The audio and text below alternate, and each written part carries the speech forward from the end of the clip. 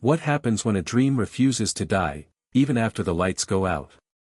What happens when a young boy from a small island carries a voice bigger than his fears? On that night, the stage lights of America's Biggest Talent show waited once again.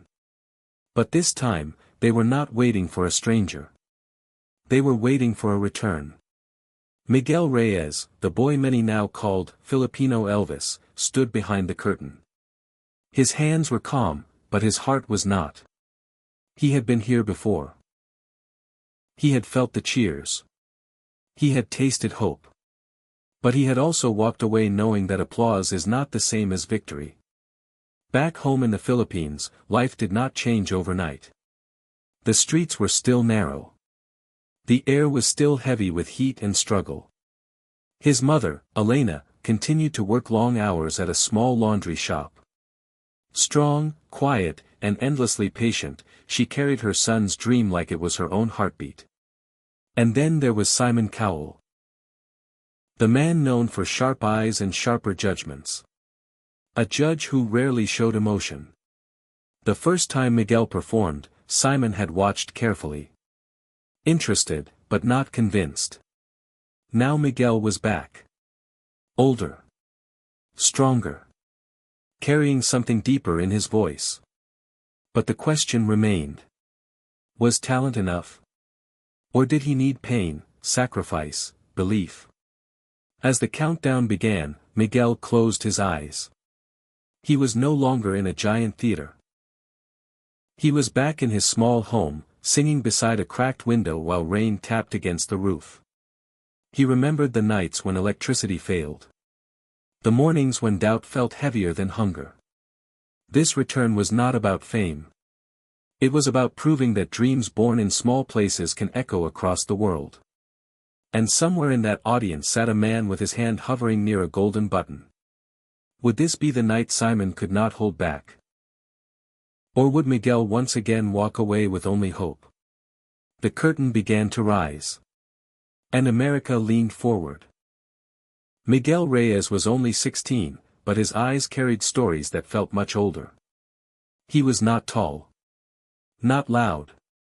Not the kind of boy who demanded attention when he entered a room.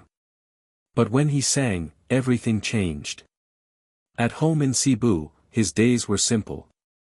He woke up before sunrise, helped his mother prepare breakfast, and swept the small concrete floor outside their house.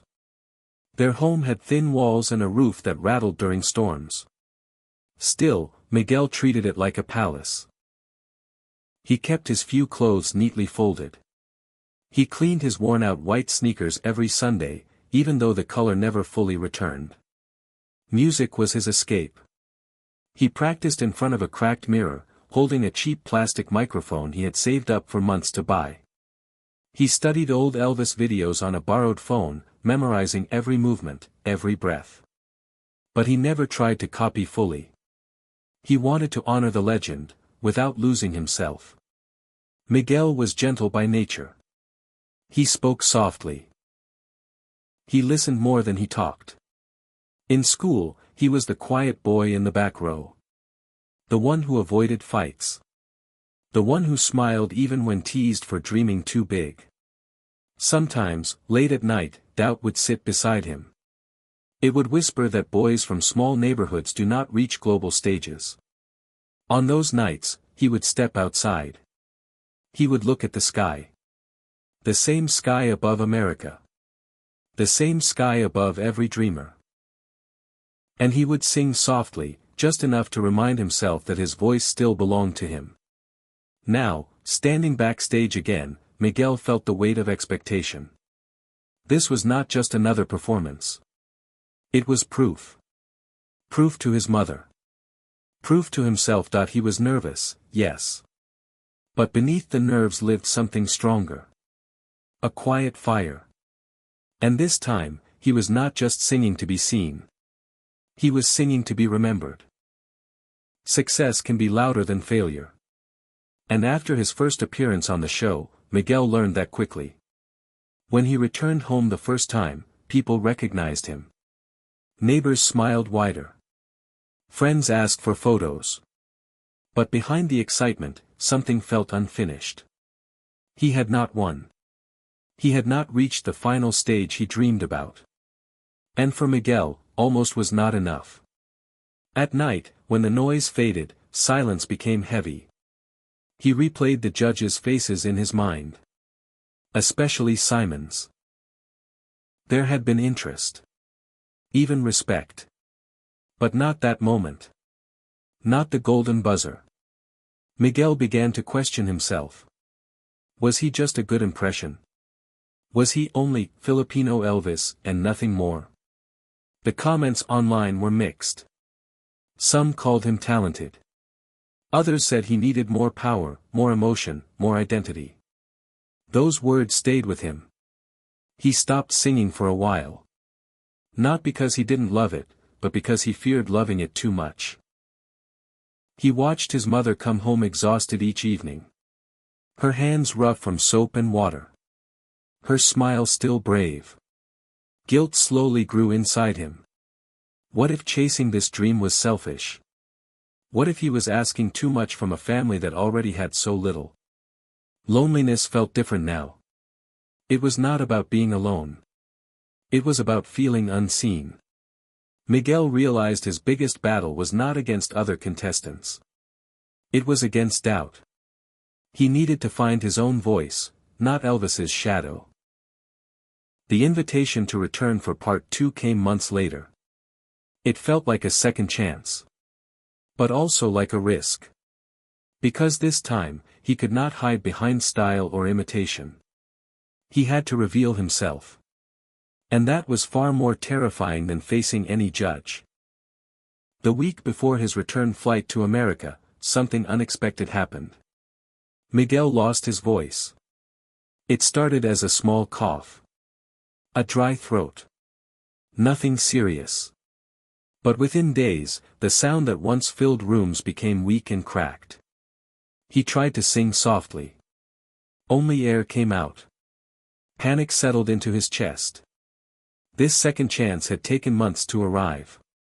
And now, days before the stage, his greatest gift felt like it was slipping away. Doctors said it was strain. Too much pressure. Too much practice. He was told to rest. No singing. No whispering.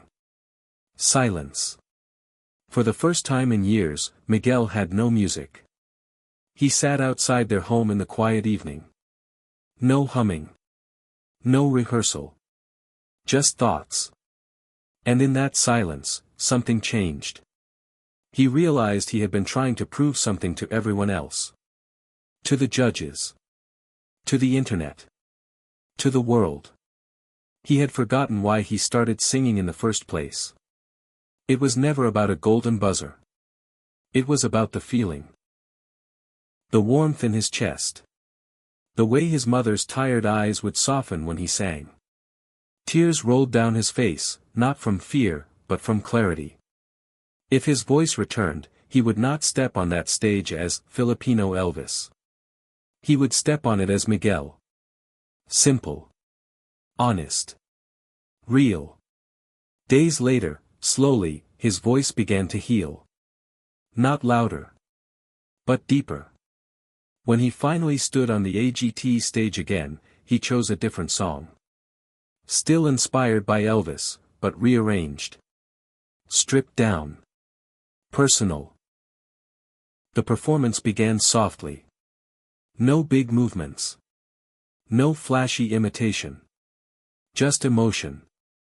And somewhere in the middle of that song, Simon leaned forward.